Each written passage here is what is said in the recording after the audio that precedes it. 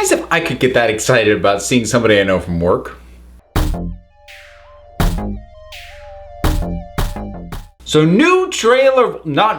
first trailer for Thor Ragnarok, the third Thor movie. And I'm not doing a live reaction to this one. I've watched it several times now. I'm gonna have my more collected, slightly less raw thoughts than I did the last few times I talked about new trailers. So what do I think about this? There's a lot to like here.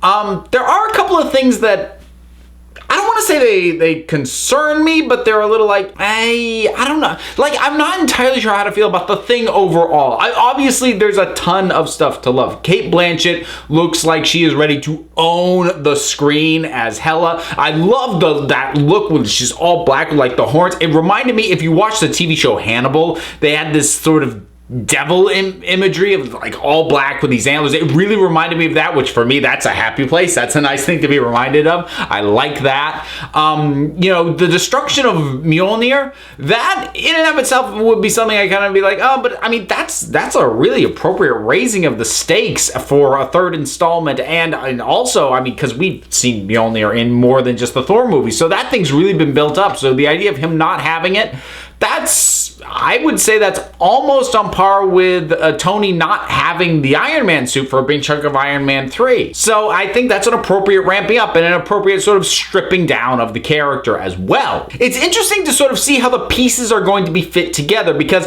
we had seen previously some, behind the scenes footage and like Jeff Goldblum's look and whatever, and that all felt very Guardians of the Galaxy. That didn't feel particularly Thor. And we're seeing how this fits together now, because once whatever has gone on in Asgard has gone on and he's kind of kicked out of there, he ends up in a place that is a bit more Guardians of the Galaxy-esque, and sort of getting that context, it all kind of makes more sense. And that's sort of where I get I'm not entirely sure how I feel about this, because with the vibe of these sort of alien creatures and certainly Jeff Goldblum's character feeling so very Guardians, plus the use of the pop music and that font that was very 80s, it felt like a video game from the 80s.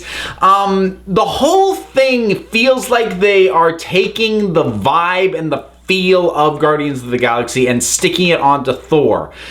And I have mixed feelings about that. On the one hand, I don't like the idea of Thor kind of losing its own identity. One of the things I've liked about the Marvel properties is that while they are kind of consistent overall, in many ways, you get a slightly different feel off each individual franchise. So the idea of the vibe of one franchise kind of getting transposed onto another is one that makes me nervous. It makes me worried that the Marvel Cinematic Universe as a whole is going to become more homogenized than it already is. Now, that was sort of my gut feeling. Now, that having been said, when I actually think about it, it's like, do I actually love the existing vibe of Thor all that much? Is it something that I really feel a loss for losing?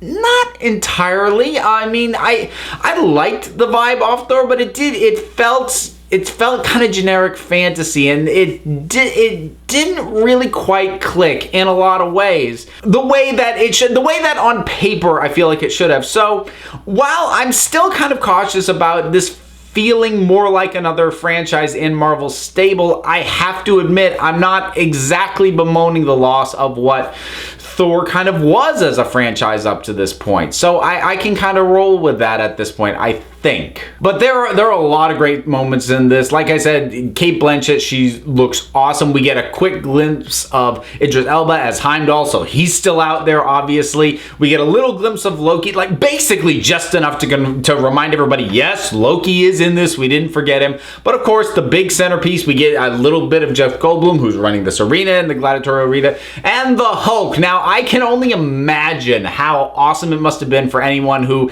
isn't like me and isn't following, the ins and outs of these things well ahead of when, this kind of material gets released. Because I've known Hulk was going to be in this for a while, but I can imagine how thrilling it must have been for somebody, who didn't already know that Hulk was going to be in this to see that.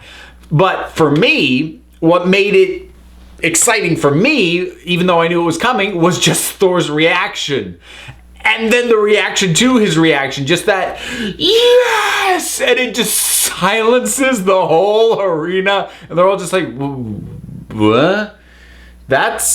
We weren't expecting that one. And of course, he and Hulk are still gonna fight. Of course, they're still gonna fight.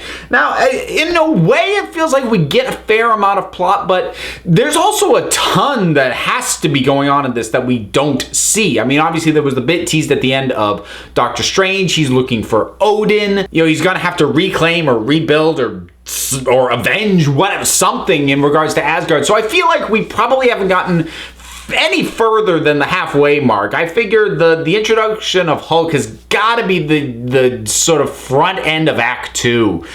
So I feel like while we've gotten a fair bit, it's all in the front end. It's all the setup kind of stuff, and I feel like they are holding back from bigger climactic moments because obviously, you know, him fighting with the Hulk, that's not what this thing is building to. That'll be awesome, but it's not what's being built to. So unlike, say, the Spider-Man trailer, which felt like it gave the entire, you know, outline of the movie, this feels like it's pretty detailed up to a point, but it's like there's obviously so much that's got to happen past what we've seen.